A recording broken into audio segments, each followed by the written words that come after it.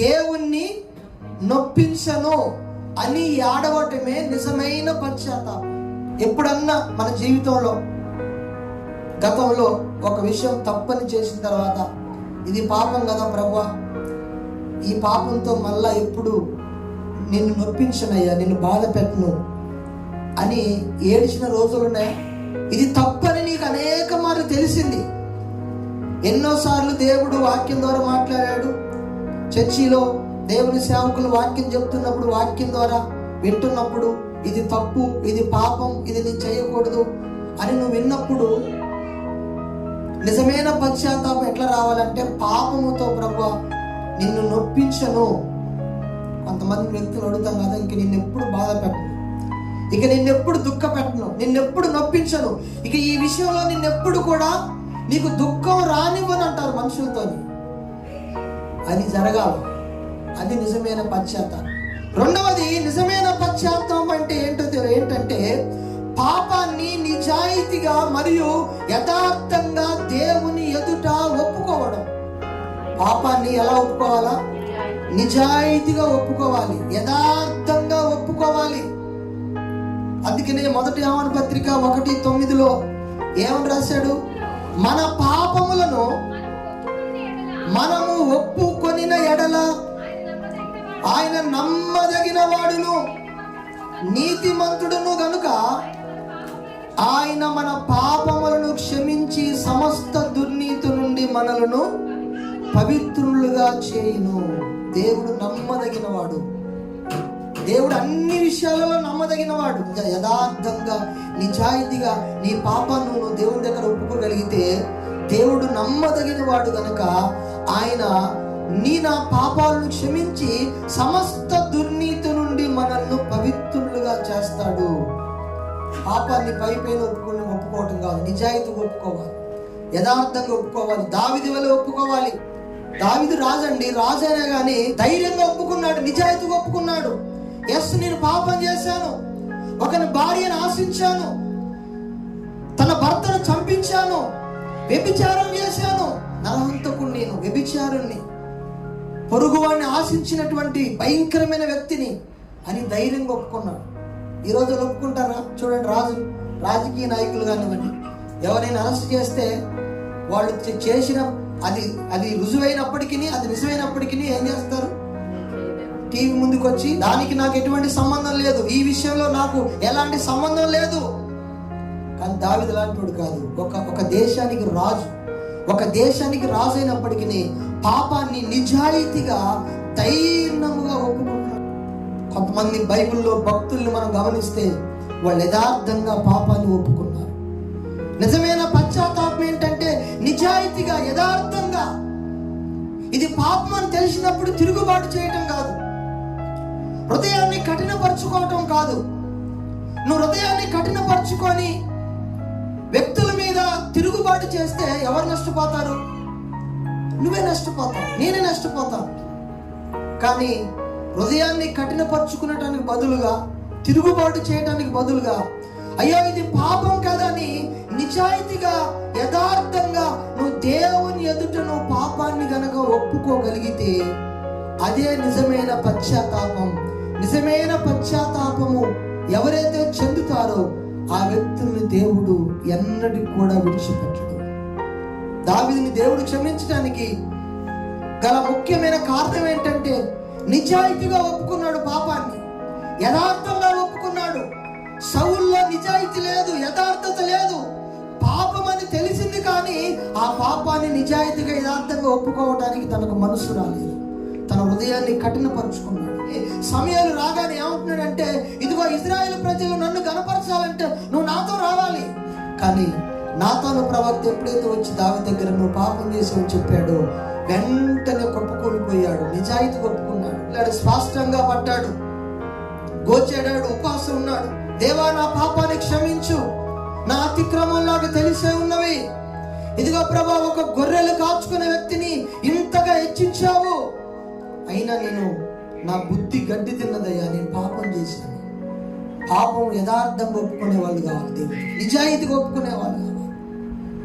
నిజాయితీగా, యథార్థంగా పాపాన్ని, తప్పుని ఒప్పుకున్నప్పుడు దేవుడు ఏం చేస్తాడంటే ఆయన నమ్మదగిన వాడు గనక నిన్ను అందులో నుంచి విడిపించి, సమస్త దుర్నీతి నుంచి ప్రభువు నిన్ను విడిపించి, నిన్ను క్షమించి తన రక్తంతో కడిగి నిన్ను ఒక నూతనమైన వ్యక్తినిగా దేవుడు చేస్తాడు. మూడవది నిజమైన పశ్చాత్తాపం ఏంటంటే పాపానికి విముఖులు అవటము.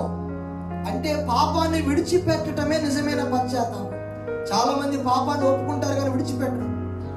ప్రభా తప్పైంది క్షమించంటారు, మళ్ళీ మరుసటి రోజు మళ్ళీ అందులోకి. అందుకనే దీనికి పేతురు ఏమని పేరు పెట్టాడు తెలుసా? కుక్క తన వాంతి చేసుకొని మళ్ళీ ఏం చేస్తుందంట? మళ్ళీ వెనక్కి తిరుగుతుంది. పంది బురదలో పొర్లి మళ్ళీ బయటకు వచ్చిన తర్వాత శుభ్రంగా కడిగిన తర్వాత మళ్ళీ ఎక్కడికి వెళ్తుంది? బురదలోకి వెళ్తుంది. నిజమైన పశ్చాత్తాపం ఏంటంటే పాపానికి విముఖులవటము, పాపాన్ని విడిచిపెట్టడము. అందుకనే సామెతలు 28:13 సొలొమోను గ్రంథకర్త ఏమంటాడంటే అతిక్రమములు దాచిపెట్టువాడు వర్ధిల్లడు, వాటిని ఒప్పుకొని విడిచిపెట్టువాడు కనికరం పొందుతాడు. నిజమైన పశ్చాత్తాపం అంటే ఏంటంటే పాపాన్ని, అతిక్రమమును ఒప్పుకొని విడిచిపెట్టడం. అంటే మనిషిలో రెండు జరగాలి. ఒకటి ఒప్పుకోడు, రెండోది విడిచిపెట్టడం. దేవునికి నిజాయితీ పరులు కావాలి, యథార్థవంతులు కావాలి. తప్పు ప్రతి ఒక్క జీవితంలో జరుగుద్ది, ప్రతి వ్యక్తి జీవితం జరుగుద్ది. తప్పు జరగటము ప్రాముఖ్యం కాదు.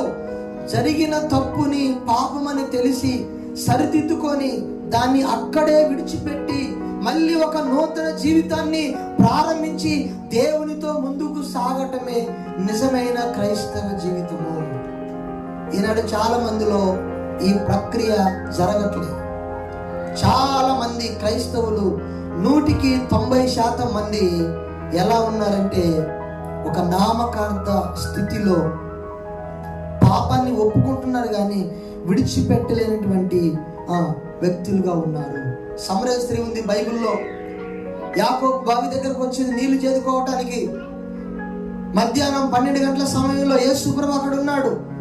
అమ్మ నాకు తాగటానికి నీళ్ళు అంటే ఇంత పెద్ద బావి, నీ దగ్గర బకెట్ లేదు, ఓ తాడు లేదు, ఏమి లేదు, ఎలా చేదుకుంటావా అని అడిగితే అక్కడ ఆయన అన్నాడు, నువ్వు ఇచ్చే నీళ్లు తాగితే మళ్ళీ దావేస్తుంది కానీ నేను ఇచ్చే నీళ్లు తాగితే ఇంకెన్నడూ దప్పికోడు అని చెప్పాడు. ఆమె అనుకుంది అయ్యో ఇదేదో మంచిగుందని చెప్పేసి, అయ్యా ఆ నీళ్ళు ఏదో నాకు నేను రోజు ఇక్కడ రాకుండా నాకు ఆ బాధ తప్పుద్ది అంటే ఆయన అన్నాడు, నువ్వు వెళ్ళి నీ భర్తను తీసుకొని రా. ఏమంది? నాకు పెళ్లి కాలేదయ్యా, నాకు ఇంకా పెళ్లి కాలేదు. నీకు పెళ్లి కాలేదన్నమాట వాస్తవమే కానీ నీకు 5 పెనిమిట్లు ఉన్నారు, ఇప్పుడున్నవాడు కూడా నీ వాడు కాదు. ఆమె ఏమన్నది? తిరుగుబాటు చేసిందా? దాడి చేసిందా? దేవుడు ఉన్నదన్నట్టు చెప్పినప్పుడు ఆ వెంటనే ఏం చేసిందో తెలుసా? ఇదిగో నువ్వు నిజమే చెప్పితివి అని తన కుండను అక్కడ వదిలిపెట్టింది. నీళ్ళకు వచ్చిన నీళ్లు తీసుకుని వెళ్ళకుండా కుండను వదిలిపెట్టింది. ఆ కుండ పాత జీవితానికి సాదృశ్యం. పెళ్లి కాకుండా 6 వ్యక్తులతో సహజీవనం చేస్తున్న ఆ పాపాన్ని ఆ కుండ రూపంలో అక్కడ విడిచిపెట్టి గ్రామంలోకి వెళ్ళి ఇదిగో నేను చేసినవన్నీ నా గురించి చెప్పిన వ్యక్తి ఒక ప్రవక్త, ఒక మెస్సయ్య ఉన్నాడు అని దేవుని బిడ్డలారా ఊరినే దేవుని యొద్దకు నడిపించింది. అంటే పాపాన్ని ఒప్పుకోవటం పెద్ద విషయం ఏం కాదు. అందరూ ఒప్పుకుంటారు, దేవా నన్ను క్షమించగా నేను తప్పు చేశాను అయిపోలా. ఇదిగా దేవునికి కావాల్సింది. విడిచిపెట్టడం కావాలి, అందులో నుంచి బయటికి రావటం కావాలి.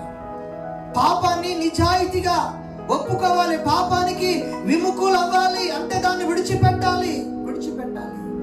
దావీదు విడిచిపెట్టాడు కాబట్టి దావీదు యొక్క సింహాసనాన్ని దేవుడు స్థిరపరిచాడు. దేవునికి మహిమ కలుగును గాక. హల్లెలూయా. ఆదాము అవ్వలు ఏదెను తోటలో పాపాన్ని ఒప్పుకొని విడిచిపెట్టుంటే అసలు ఈ తిప్పలు ఉండేది కాదు. అసలు వాళ్ళు ఒప్పుకోలేదు, విడిచిపెట్టలేదు, సాకులు చెప్పారు. అవ్వని అడిగితే అవ్వేమో సర్పం మీద చెప్పింది, ఆదాముని అడిగితే ఏమో అవ్వ మీద. అంటే ఒకరి మీద ఒకరి మీద అబ్బే నేను కాదండి, అబ్బే నా వల్ల జరగలేదండి. అంటే చూడండి, పాపము చాలా భయంకరమైనది. 4వది నిజమైన పశ్చాత్తాపం, మారు మనసు అంటే ఏంటంటే పాపాన్ని అసహించుకోవడము నిజమైన పశ్చాత్తాపం. దేన్ని అసహించుకోవటం? పాపాన్ని అసహించుకోవటం. ఎంతమంది అసహించుకుంటున్నాం చెప్పండి పాపాన్ని? తప్పని తెలిసిన ప్రతిదాన్ని ఎంతమంది మనలో మనం అసహించుకుంటున్నాం? అసలు పాపము మన ముందుకు వచ్చినప్పుడు, పాపము మనలో ప్రవేశిస్తుందని తెలిసినప్పుడు ఏం చేయాలంటే అసహించుకోవాలి, వాకరించుకోవాలి.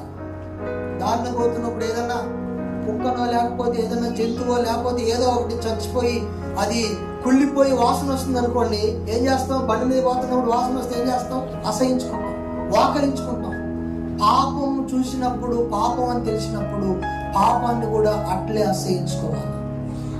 నువ్వు పాపాన్ని చూసినప్పుడు, పాపం అని తెలిసినప్పుడు, పాపము నీ కళ్ళ ముందున్నప్పుడు, నీ మనసులో అది ఇదని తెలిసినప్పుడు దాన్ని అసహించుకోకుండా నీవు ఇంక కొద్దిసేపు లేకపోతే ఇంకొంత సమయం అక్కడ సమయాన్ని గడిపి నువ్వు అందులోనే కొనసాగుతున్నావు అంటే నువ్వు చాలా డేంజర్ సిచ్యువేషన్లో ఉన్నావు అని అర్థం. నిజమైన పశ్చాత్తాపం అంటే పాపాన్ని అసహించుకోవటం, పాపాన్ని చూసి వాకరించుకోవటం, పాపాన్ని చూసి దుఃఖించటం, పాపాన్ని చూసి ఇది నాకు తగదు. ఒక బ్యాడ్ స్మెల్ చూసినప్పుడు ఎట్లయితే నీ కడుపులో నుంచి ఒక రకమైన ఫీలింగ్ బయటకు వచ్చి అసహించుకుంటావో, పాపాన్ని కూడా అట్లా అసహించుకున్నప్పుడే అదే నిజమైన పశ్చాత్తాపం. యేసేపు పాపాన్ని చూసి అసహించుకున్నాడు, అందుకే దాని నుంచి దూరంగా పారిపోయాడు. ఎంతో మంది భక్తులు వారి ముందు పాపం వచ్చినప్పుడు పాపాన్ని చూసి అసహించుకున్న వాళ్ళు పారిపోయి వారి జీవితంలో గొప్ప ఆశీర్వాదాలు పొందారు. పాపాన్ని చూసి అసహించుకోకుండా ఆ పాపానికి తల యొక్కిన వారు, చెవి యొక్కిన వారు, పాపానికి సరెండర్ అయిన వారి జీవితంలో ఎటువంటిది కూడా లేకుండా వారి జీవితం చరిత్రలో ఒక ఘనహీనమైన జీవితాలుగా మిగిలిపోయినట్లుగా మనం చూస్తున్నాం.